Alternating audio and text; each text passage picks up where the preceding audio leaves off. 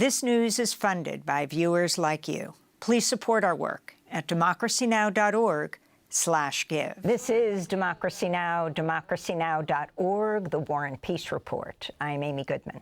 We begin today's show with a vote Sunday by the oldest learned association in the United States, the American Historical Association, which was founded by an act of Congress to approve a resolution to oppose scholasticide in Gaza. Opposing the resolution, 88 votes. In favor of the resolution, 420. Yeah!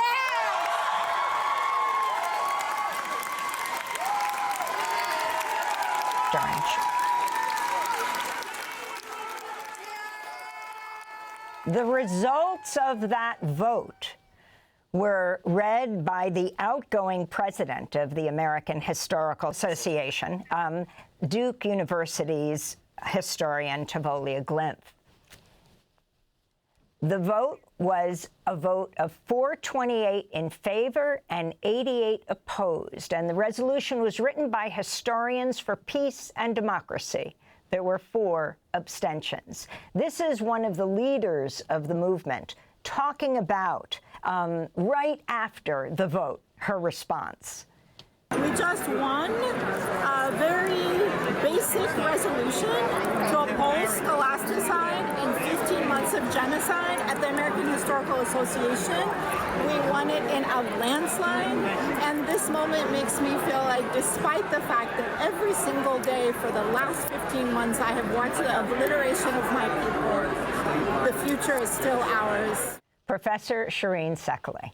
The American Historical Association's resolution to oppose scholasticide in Gaza reads, quote, whereas the U.S. government has underwritten the Israel Defense Forces, IDF, campaign in Gaza with over $12.5 billion in military aid between October 2023 and June 2024, whereas that campaign, beyond causing massive death and injury to Palestinian civilians and the collapse of basic life structures, has effectively obliterated Gaza's education system, whereas in April 2024, UN experts expressed grave concern over the pattern of attacks on schools, universities, teachers, and students in the Gaza Strip, including, quote, the killing of 261 teachers and 95 university professors, which may constitute an intentional effort to comprehensively destroy the Palestinian education system, an action known as scholasticide, unquote. That's the resolution to oppose scholasticide in Gaza, which was approved Sunday by the American Historical Association after speakers from both sides presented their arguments. The measure now will be examined by the AHA's elected council, where they can approve it, they can veto it, or decide to put the membership vote at the business meeting yesterday out to a full vote by the organization that has well over 10,000 members. For more, we're joined in Philadelphia by Sherene Seikaly, an associate professor at the University of California, Santa Barbara. She's the editor of the Journal of Palestine Studies and co-editor of Jadalia. Seikaly is on the editorial board of the American Historical Review. She helped to lead the push for the vote. And joining me here in New York is Barbara Weinstein, a history professor at New York University. She served as president of the American Historical Association in 2007. We welcome you both to Democracy Now! We just heard Professor Seikaly responding at the Hilton at the moment of this overwhelming vote by the membership who attended the business meeting. Professor Weinstein, you were president of the American Historical Association in 2007. Can you talk about the significance of the AHA, what its role is in American society, its history, for taking this vote yesterday?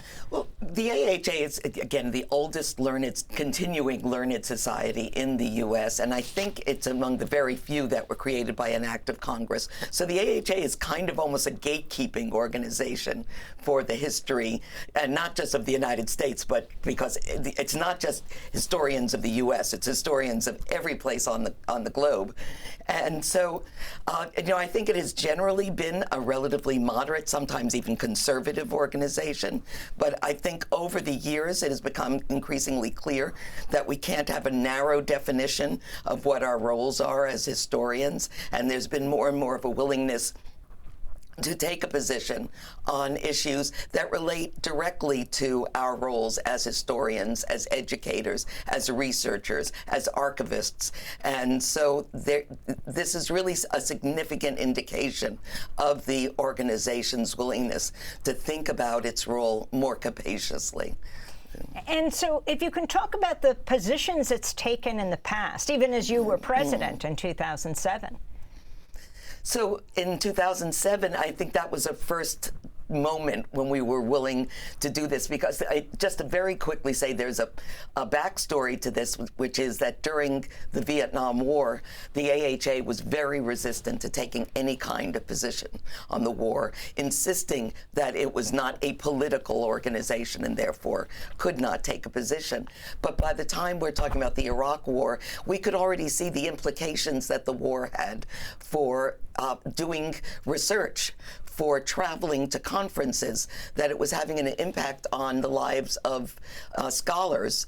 And so the connection between what the association does and what was happening in the world was becoming clearer and clearer. And that resolution passed, the condemning the invasion of Iraq, fairly easily. So it indicated a real turn in the association's direction. Well, it's fascinating to see the four presidents, the president-elect in 2 years, the outgoing president, Tavolia Glimp, the Duke University historian, who read the results of this vote, and Ben Vinson, who's now the new president of the American Historical Association, who is the new president of Howard University. Yes.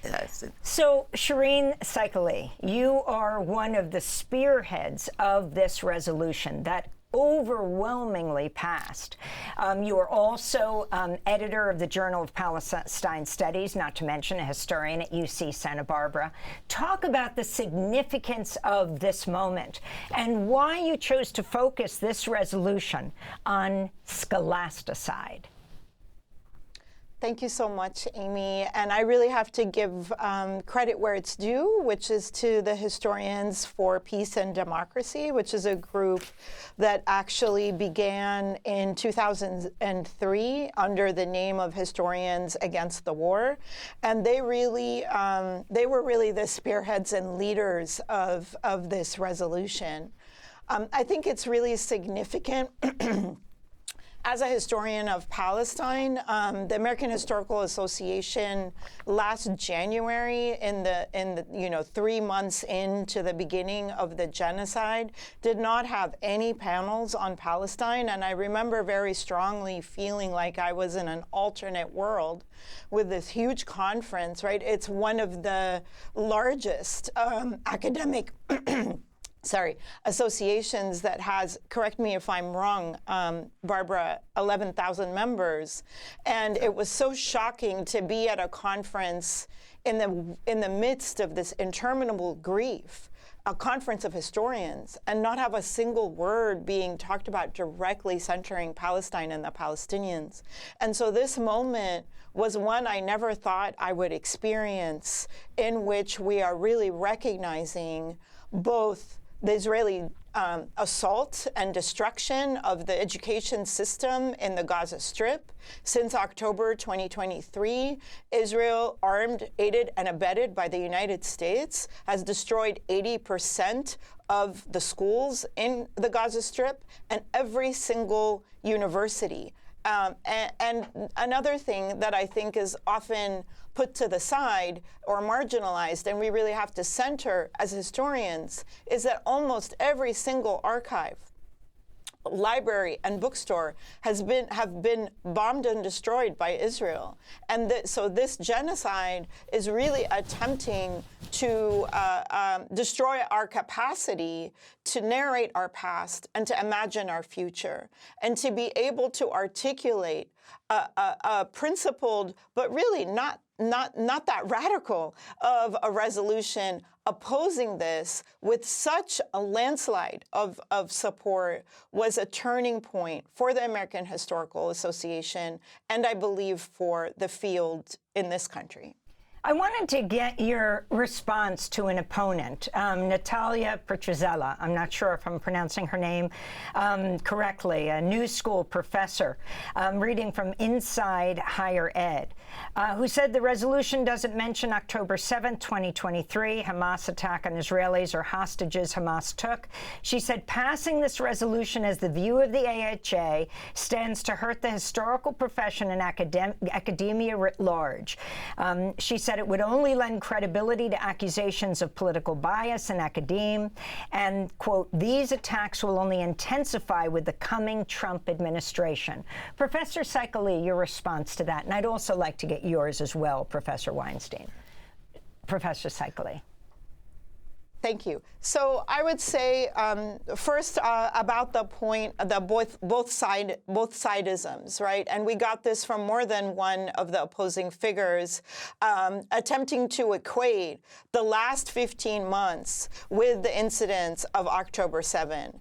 And to me, that is really a very clear position of valuing certain lives over others. And this is the kind of hiding of the truth that we have seen. We know that today in the Gaza Strip, when there are rumors of humanitarian convoys coming, Israeli soldiers bulldoze corpses to hide the evidence of decomposing bodies. And it isn't just these soldiers who are trying to hide the truth. This is also happening in mainstream media, in the courts, as well as in our universities. And I think this equating is really trying to mask that truth that can no longer hide under the rubble. For the second point, and here I'd like to quote our colleague Van Goes, who really warned us about falling prey to anticipatory obedience. I was really surprised and taken aback that historians would suggest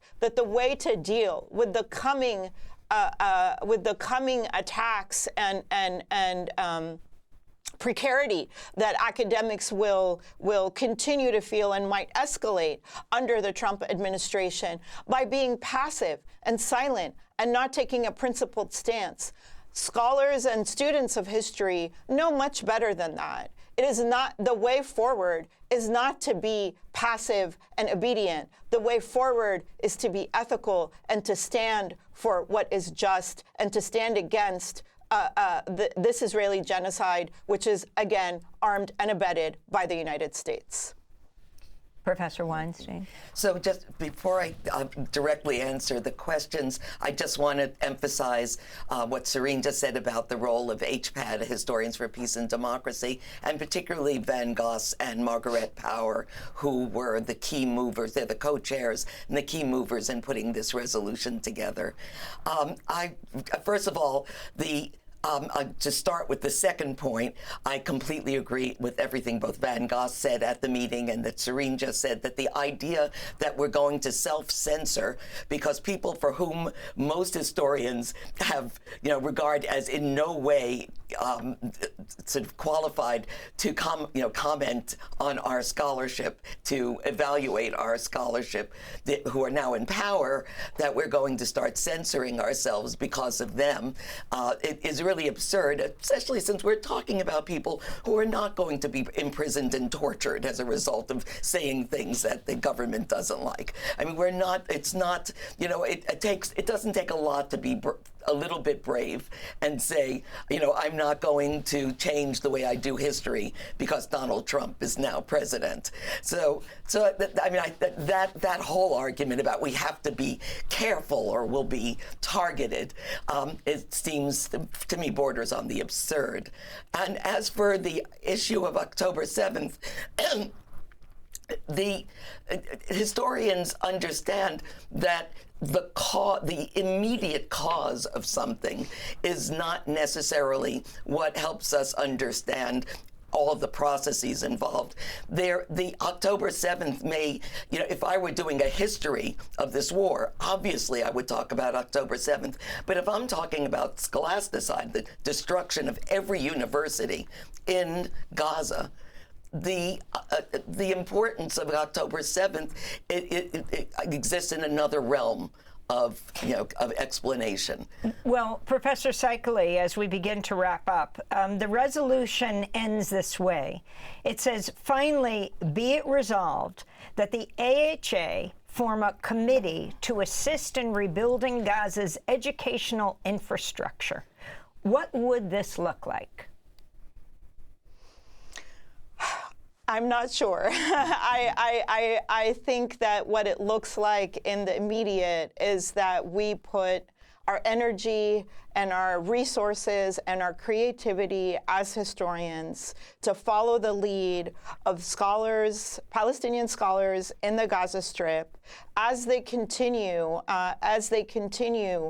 their educational mission from tents. And a collaborative collective of scholars from Palestinian scholars in the Gaza Strip have said to us, we started in these tents, we will continue in these tents. And I think I would end with learning from those Palestinians in the Gaza Strip would entail, exactly as Barbara suggested, the lesson that history did not begin in October 7, and that this is a century-long struggle for Palestinian political rights and freedom. Democracy Now! Is funded by viewers like you.